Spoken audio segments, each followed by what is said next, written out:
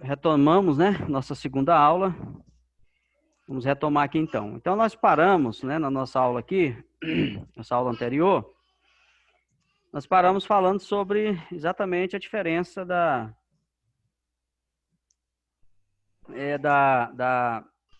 profecia escatológica e da profecia apocalíptica, né? É interessante essa discussão, porque a partir dessa discussão é que a gente vai amadurecendo essa ideia, vai entendendo a questão do livro do Apocalipse. E aí vai ficando bem claro, bem tranquilo, essa compreensão, né? Essa compreensão. Tá. Então, acho que o Rodrigo já voltou. Não sei se o Ciarley. É Ciarley mesmo, né? O nome dele? Ciarley. Vamos esperar o Ciarley ver se ele consegue Professor, voltar. Se você tiver contato enquanto com ele ele aí. volta, Ah, até tem uma questão. O pastor Eliones, ele não vai cursar esse período. aí ele não vai? Não. Então, aquela divisão que a gente fez, então vai ter que, eu vou explicar para o Ciarley então e colocar o Ciarley no lugar do Eliones, que aí fica certinho. Certo, certo.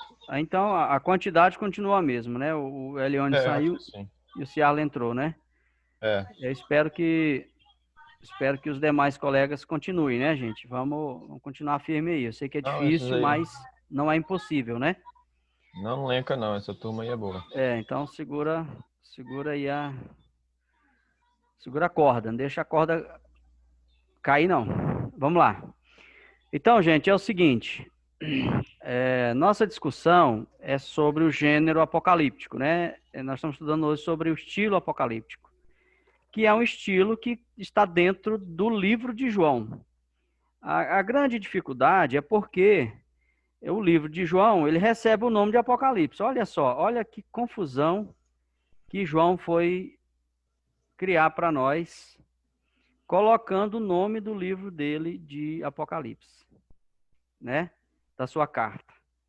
Se ele não colocasse o nome de Apocalipse, digamos que ele colocasse lá, livro de João, ou a luta do bem contra o mal, né? A batalha de Deus, alguma coisa assim. Talvez se João fizesse isso, ficaria mais tranquilo, né, para nós interpretarmos o Apocalipse. Mas como João colocou o nome de Apocalipse, vocês estão enxergando aí a minha tela? Slide? Sim, sim. Tá. Como João colocou o nome de Apocalipse, então o próprio nome do livro traz o nome do gênero, né, que o livro usa, mas o livro não usa só o gênero apocalíptico, né? Ele não usa só esse gênero, certo? Então, essa é uma das dificuldades que a gente encontra. Ô, Então, vamos voltar para a professor, não sei. discussão? Sim, pode falar. Não, é isso mesmo, é porque eu achei que eu ia perguntar se eu tinha respondido antes de eu entrar na Não, não, sala. não. Aí eu estou só trazendo uma introduçãozinha para a gente pegar o fio da Ah, meada, né? A gente pegar o fio da meada. beleza. Então, vamos lá. Vamos lá, vamos voltar. Então, olha só. A profecia do cativeiro babilônico, ela tem Kennedy, Rodrigo, Luiz, o Walterson, o Ciarley, né, os que estão aí conosco. Essa profecia, ela tem os dois aspectos. Ela tem um aspecto escatológico, porque ela fala do futuro, né? Ela fala de Deus agindo na história, agindo na história do presente. Mas ela tem também o aspecto apocalíptico, por quê? Porque a catástrofe, né? O evento foi catastrófico. Né? O evento foi intenso, né? Digamos assim. Por quê? Porque houve a destruição da cidade, houve a destruição do templo, houve incêndio, houve morte, então houve uma catástrofe. Então o aspecto apocalíptico é esse. Aquilo que eu falei aqui nos slides anteriores, é o aspecto da catástrofe, da natureza, né? Nós temos muita coisa lá no livro de João, é sobre as estrelas caindo do céu, é, caindo nas águas, matando os peixes, danificando as plantações, matando as pessoas. Então, nós temos ali catástrofes, né? Que se misturam com catástrofes naturais, catástrofes sobrenaturais, que vão acontecendo ali. Então, isso é Apocalipse. É essa intervenção grotesca, violenta de Deus e da natureza, é isso que sugere, né, o aspecto apocalíptico. Então, e por que ele é escatológico? Porque está para o futuro. Isso está previsto para o futuro. É por isso que traz esse aspecto escatológico. Eu não sei se eu estou sendo claro para vocês. Então, o que é apocalíptico? É aquele evento dramático. É o drama. É o evento em si. É como o evento se desenrola. E isso é Apocalipse. A destruição de Jerusalém no ano 70, depois de Cristo, foi um Apocalipse. Inclusive, os estudiosos dizem que o sermão, né, de Jesus lá em Mateus 24, ele está falando ali daquela grande tribulação, e muita coisa que ele fala da destruição do templo no ano 70 depois de Cristo. Por quê? Porque o evento foi apocalíptico, né? O evento foi catastrófico, né, digamos assim. Então, vamos voltar aqui, ó. Uma defesa radical dos justos é um outro elemento da literatura apocalíptica.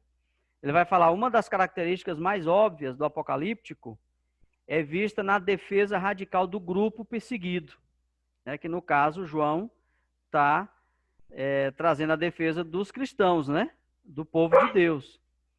Ele vai falar sempre identificado com os escolhidos de Deus, né? Então é isso que João faz lá. E com os quais sempre o escritor se identifica, né? João fala, ó, sou vosso irmão, sou vosso conservo, como uma parte integrante. Surge a pergunta sobre por que o povo de Deus sofre, e a resposta é encontrada no dualismo, que é temporal e histórico.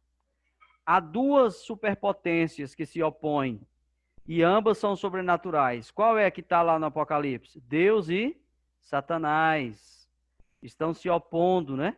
São duas superpotências, com duas iras distintas. A presente está sob o controle das forças da impiedade, que é o tempo presente, é o dualismo do presente que é mal, dominado pelas forças do mal, e o futuro que é bom, que é dominado pelas forças de Deus, do bem. Então há esse dualismo, né? E, consequentemente, há um pessimismo acerca da presente situação histórica. É o que nós estamos vendo, é o que a igreja hoje, né, vive, a grande maioria vive esse pessimismo acerca da situação da história, né? História dominada pelo inimigo, muitos apostatando da fé, abandonando a fé e tal. É por esta razão que os justos sofrem. Existe pouco ou nenhum ensino moral e ético. Estar no grupo escolhido é o bastante, pois o pior membro do grupo é muito melhor que a melhor pessoa que não é do grupo. Interessante esse trocadilho aqui, né? Aí, outra coisa também, que isso aqui não se aplica ao Apocalipse de João, é o pseudônimo, né? Pseudônimo. O que é o pseudônimo? Pseudônimo é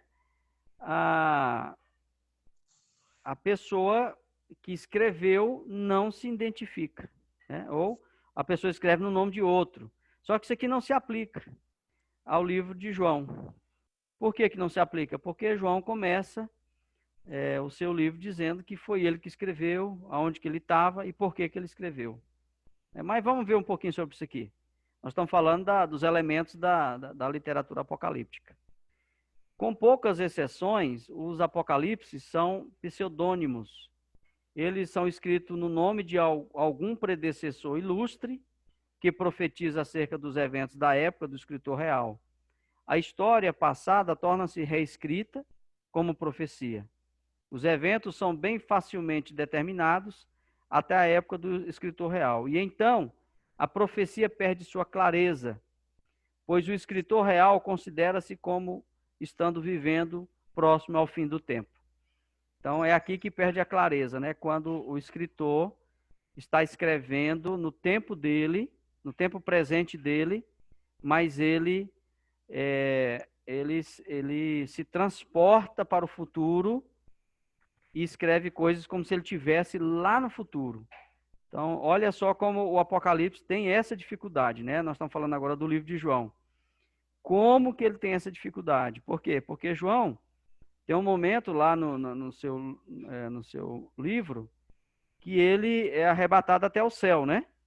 E aí é dito para ele, agora escreve as coisas que vão acontecer, né?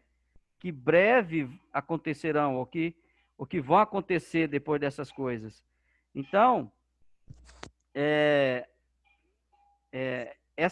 esse transporte de João para o futuro é que começa a perder a clareza do que ele está escrevendo, porque aí você já não sabe se ele está falando de coisas que estão acontecendo no seu tempo, ou se ele está falando só de coisas que vão acontecer no futuro, e aí a gente acaba se perdendo nessa clareza da profecia, né, do escrito do seu livro.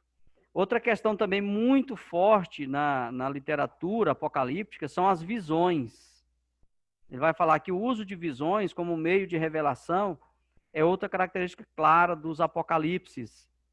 A visão altamente elaborada, esotérica, é o método principal usado para se receber a mensagem. Embora os profetas do Velho Testamento tivessem visões, estas não passaram muito além de simples sonhos quanto à forma. Os apocaliptistas se moveram além de simples visões ou de simples visão para experiências esotéricas altamente estruturadas e detalhadas. Bem, agora, a outra questão também difícil do gênero apocalíptico é a questão das visões.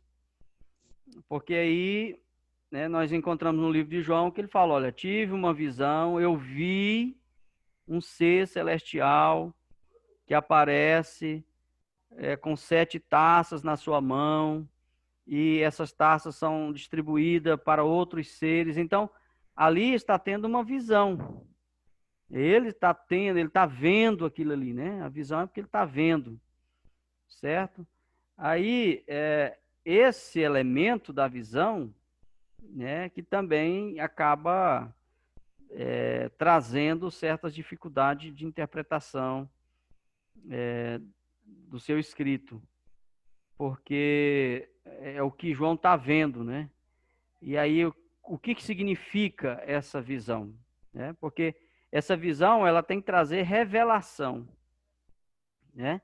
A visão como meio de revelação. Então, o que a visão está revelando? Né? O que ele revelou? O que ele disse? Qual é a importância daquilo ali e etc. Então, as visões também são outro ponto muito crítico. E um outro também, que não é menos crítico, é o simbolismo. Provavelmente a característica principal da literatura apocalíptica é o uso do simbolismo para apresentar a mensagem escatológica. Através de séculos de desenvolvimento, um estoque comum de símbolos e figuras, de discursos remarcáveis emergiram. Como pode alguém colocar em termos inteligíveis uma experiência espiritual? A interpretação de ideias, princípios e realidades espirituais é tornada fácil para aquele que sabe usar os símbolos. Para os não iniciados, a mensagem permanece sendo um mistério. É exatamente isso aqui, ó. O que Halley está dizendo? Halley está dizendo o seguinte: para os não iniciados, quem são esses não iniciados ou os iniciados? Os iniciados são aquelas pessoas, né? Halley está trazendo essa figura de linguagem aqui. Iniciados, para João, são os seus seguidores, são seus discípulos, é o discípulo de Jesus, a igreja, o povo de Deus, o povo escolhido, o povo perseguido. Esses são os iniciados. E estes, ao receberem a carta, o livro de João, entenderam através dos símbolos o que João estava dizendo. Ao passo que, para os não iniciados, quem eram os não iniciados, no nosso caso? É que a gente está se referindo. Os não iniciados eram os romanos, né, os ímpios, os pagãos, as pessoas que viviam, né, fora do contexto, né, do contexto de Israel, fora do contexto da igreja. Então, essas pessoas são as não iniciadas, e para elas, o Apocalipse não teve o livro, né, o livro, a carta de João, a profecia de João não teve muita, eles não entenderam muito, né, isso, porque eles não entenderam os símbolos usados para dentro da comunidade dos iniciados. Eu não sei se ficou claro para vocês essa questão de iniciados e não iniciados. E essa questão do símbolo também, né? Vocês estão aí comigo, está todo mundo calado, eu estou olhando só para o slide. Eu não sei aí, firme. Está todo mundo ouvindo, professor. Tá bem? Então tá, não some não, gente. Não vou ficar falando sozinho aqui igual o rádio. Então, Caladinho aqui, mas tô vendo, viu, professor? falou, Ciarley. Fica ligado aí, meu jovem. Você vai se dar bem. Então vamos lá. Olha aqui. Vamos lá. Então, outra questão dentro do símbolo são os números. E o Apocalipse, né, o livro de João, a sua profecia, ele usa muito isso, gente. Muita questão da numerologia, né? Vamos ver um pouquinho sobre isso. Olha aqui, ó, só para você ter uma ideia. O número 1,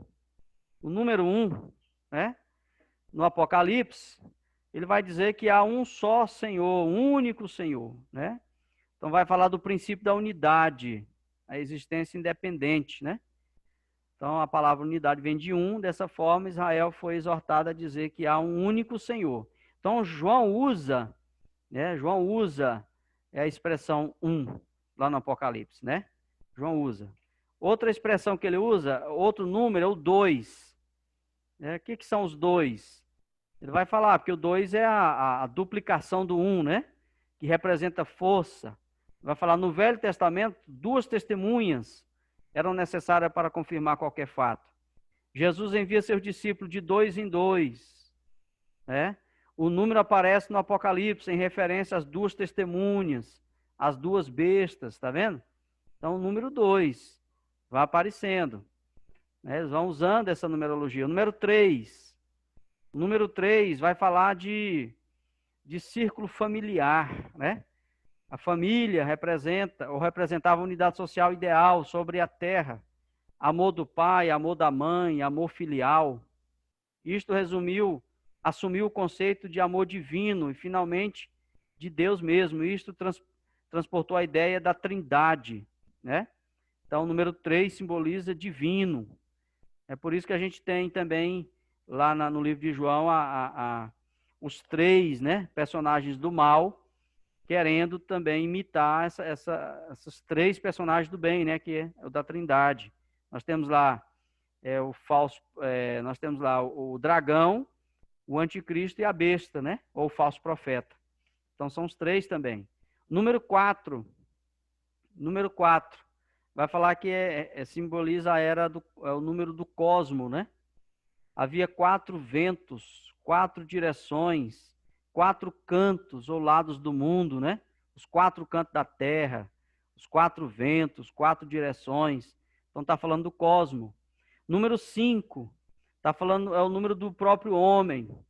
Em cada mão são 5 dedos, em cada pé 5 dedos. Quando o número é dobrado para 10, simboliza a inteireza humana. Engraçado que lá no Apocalipse tem uma expressão 10, quando diz que os discípulos seriam tentados ou torturados, né, digamos assim, por um período de 10 dias, né? Então, ele está falando de um número inteiro, do número dobrado, um sofrimento humano, né, digamos assim. E depois nós temos o número 6, que é de onde vem 666, né? Para os povos antigos, 6 era o número do mal, porque estava aquém de 7, o número sagrado da perfeição. Uma das palavras hebraicas básicas para pecar significa errar o alvo. Isto é o que o número 6 significa. Ele simboliza o mal, porque como o pecado erra o alvo da perfeição, o próprio número, em sua pronúncia, tem o chiado da serpente, que é o 6, ou 6, em inglês, né? Tá. Agora vem o número 7. O número 7 ele vai dizer que é uma junção do 3, que é o número o número da família, o ciclo familiar, o número de Deus, vai juntar com o 4, que é o número do cosmo, e aí vai unidos, tem um número perfeito, né? O número 7, que é muito usado no Apocalipse, né? Que aí nós temos 7 espíritos, 7 igrejas, 7 candelabros, 7 estrelas, 7 selos, etc. 7 multiplicado pelo número completo de 10, nós temos 70. É uma conta básica. Jesus enviou 70 homens preparados para uma obra especial. As escrituras hebraicas, vou voltar, desculpa, as escrituras hebraicas foram traduzidas para o grego e denominadas Septuaginta, que é 70. Então, olha só, interessante, né? O número 70. E se aqui nós temos 4 mais 3, que tem o 7, né? Que é o 3 do número divino e o 4 do cosmo, nós também temos o 3, que é o número divino, o 7, que é o número perfeito, mais o 3, que é o número divino, que forma-se o 10, né? Que é aquela questão do número 10 de completude. E depois, o número 7 a gente fecha, né? Até o número 7. E por último, a gente tem o dramático, né? Que é o elemento dramático. O elemento dramático também está na literatura apocalíptica, né? E ele está, aquilo que eu falei, ele é o que realmente traz traz à tona, né? E o aspecto apocalíptico, que é o aspecto dramático. Ele vai falar, a literatura apocalíptica possui o sentido de um drama iminente, a atmosfera do dramático. Ela é dirigida à imaginação com sua vividez e, por vezes, figuras grotescas. Frequentemente, os símbolos são empregados para o efeito dramático, para enfatizar a seriedade da mensagem. Quando o leitor entende que o escritor está dirigindo sua mensagem à imitação, encontra o significado de uma figura na perspectiva do livro inteiro. Nesse sentido, o detalhe diminuto não é importante. De fato, ele pode ser prejudicial à descoberta da mensagem real que o escritor deseja transmitir ao leitor.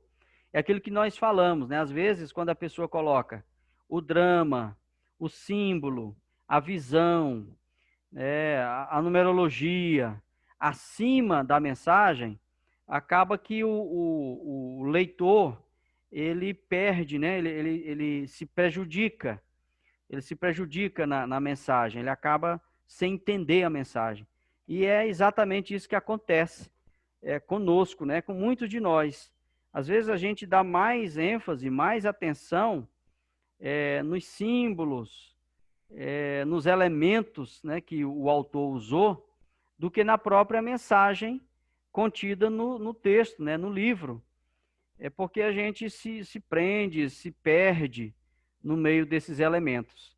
Então, a gente tem que ter esse cuidado na hora de fazer a leitura, né, principalmente de um livro como esse de João, que é um livro muito complexo, cheio de gêneros, né, cheio de formas, cheio de funções, de símbolos.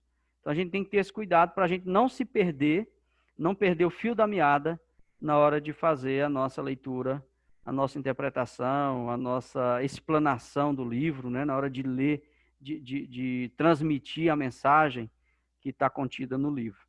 Então, pessoal, é o seguinte, nós estamos chegando ao final, e aqui está o nosso exercíciozinho, né, da aula de hoje, que após discutir a natureza desta classe de literatura, né, que nós estudamos apocalíptica, deve ser determinado se o último livro do Novo Testamento deve ser considerado apocalíptico, certo? Então, olha só.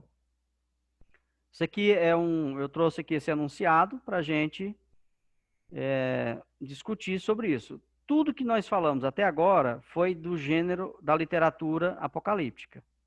Agora, o que o Halley vai propor é se depois que você já discutiu tudo isso, se a gente pode determinar se o livro, né, o último livro do Novo Testamento, pode ser considerado apocalíptico e por quê? Ou se ele não pode. Vou mostrar para vocês, deixa eu só fechar aqui essa tela, ver se eu consigo aqui. Vou abrir aqui o material do Halley e mostrar para vocês o que vocês vão fazer. Vocês estão acompanhando essa tela aberta aí? Sim. Tá, então olha só, eu vou abrir aqui o material do Halley, que é o que nós acabamos de fazer uso. Aqui, ó, Halley, capítulo 20. Tá, vamos dar uma olhada, eu vou abrir aqui para vocês. E o que é que vocês vão fazer? Eu vou fazer aquilo que nós discutimos, que nós combinamos. Eu vou mandar no grupo, né, os enunciados e vocês vão mandar no e-mail as respostas. Beleza, então olha só, nós viemos até aqui, ó. Características escatológica, histórica. Não, tá parado no enunciado. Tá parado no PowerPoint. Ah, tá parado no PowerPoint? Pra mim tá lá no PowerPoint. Tá, finalizou no último enunciado. Então, peraí. Então, um minutinho, deixa eu abrir aqui. E agora? Aí. Sim, agora sim. Apareceu, né? É porque tava faltando um clique. Então, nós estudamos essas características aqui, ó, certo?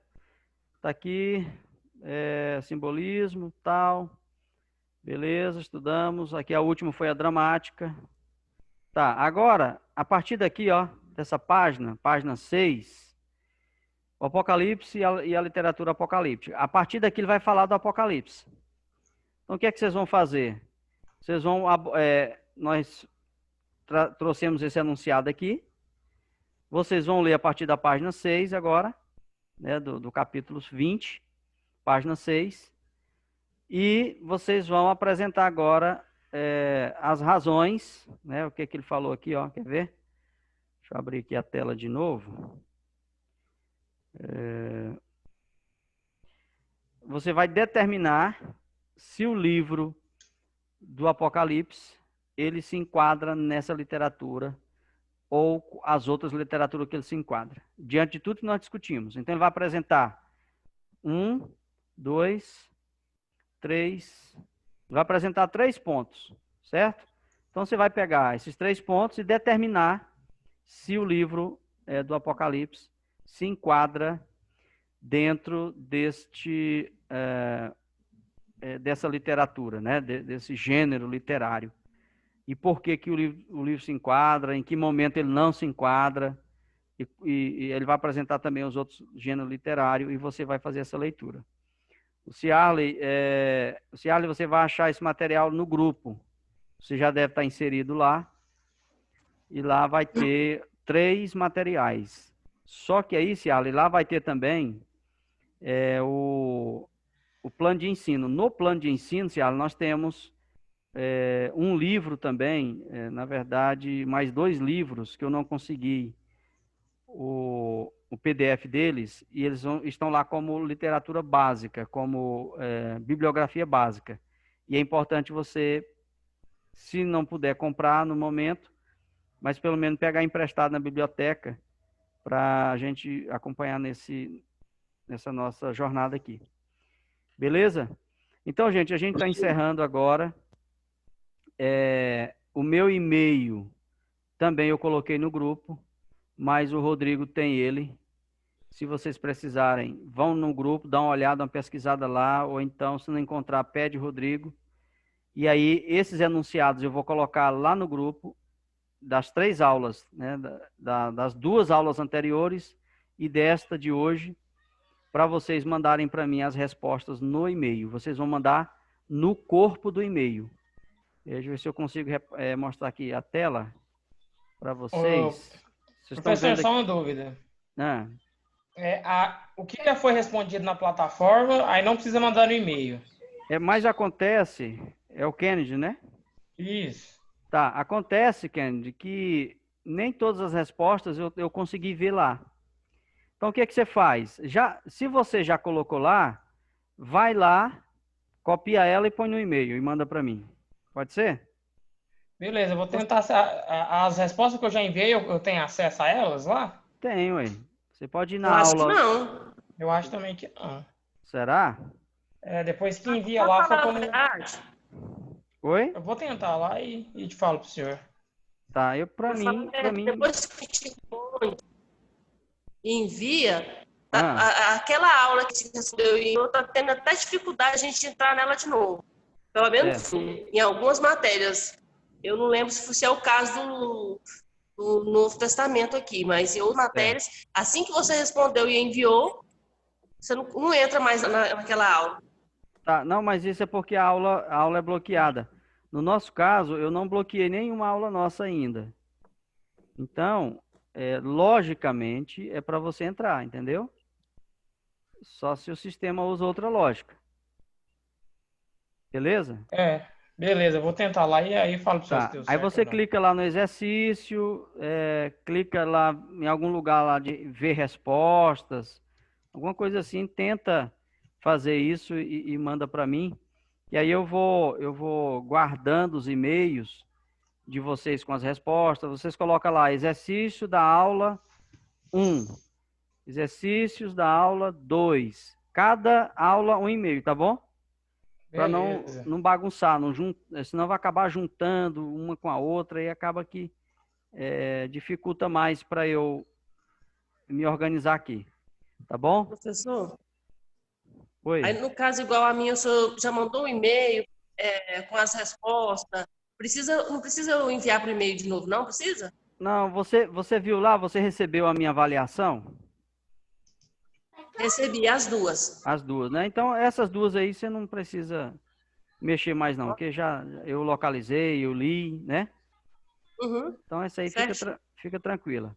Vocês estão vendo minha tela aqui aberta do computador? Sim. Então, olha aqui que eu estava falando para vocês, ó, é algo óbvio, mas é importante a gente falar. Você vai vir aqui no e-mail, ó, vai clicar, eu vou abrir o meu e-mail para vocês verem. Vou abrir a minha conta aqui. Ó, aqui é a minha conta, a conta da faculdade. Vou clicar aqui em Gmail, vai abrir aqui, tá vendo? Tá abrindo aqui, tá carregando. Ok, abriu. O Rodrigo até mandou aqui, né, Rodrigo? Tá vendo aqui? Sim, tô vendo. Divisão de grupos e tal. Então, para eu mandar minhas respostas, eu acho que tá todo mundo me acompanhando aqui.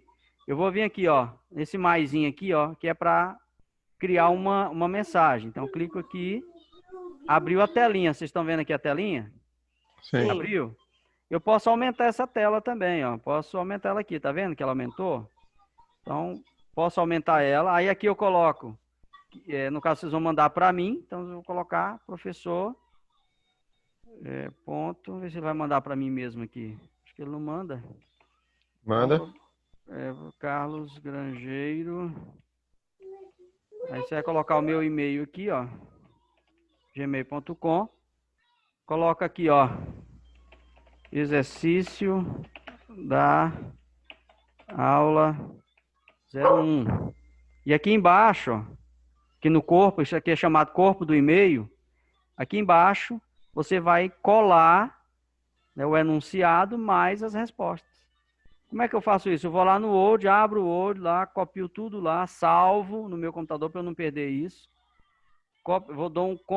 Eu seleciono tudo que eu fiz lá no Word, dou um Ctrl C, venho aqui com essa tela aberta, dou um Ctrl V, ele cola aqui dentro.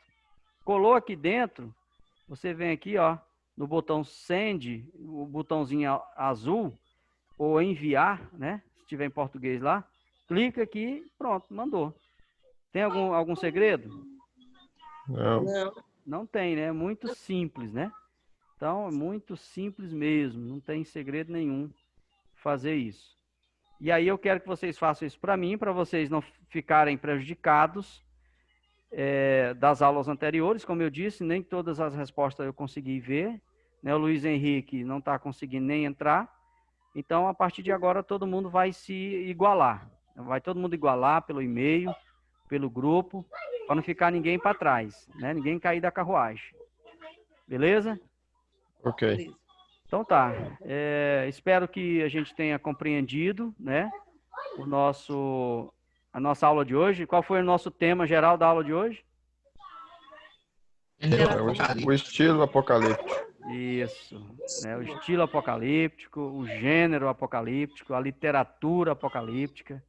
E a gente descobriu que nem toda escatologia é apocalíptica, mas todo apocalipse é escatológico.